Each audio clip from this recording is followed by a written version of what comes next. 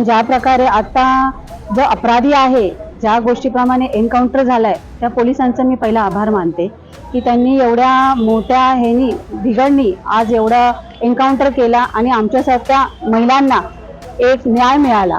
बदलापूरमध्ये सध्या जो 2 चिमुकल्यांवरती अत्याचार झाला होता, त्याच प्रकरणी जो अक्षय शिंदे हा अपराधी ज्याला पकडलं गेलं होतं, त्याचा एन्काउंटर झालेला आहे। सो ती खूप चांगली बातमी एक आम्हाला मिळालेली आहे आणि कि ये जो काम हुआ और बहुत पहले होना चाहिए था।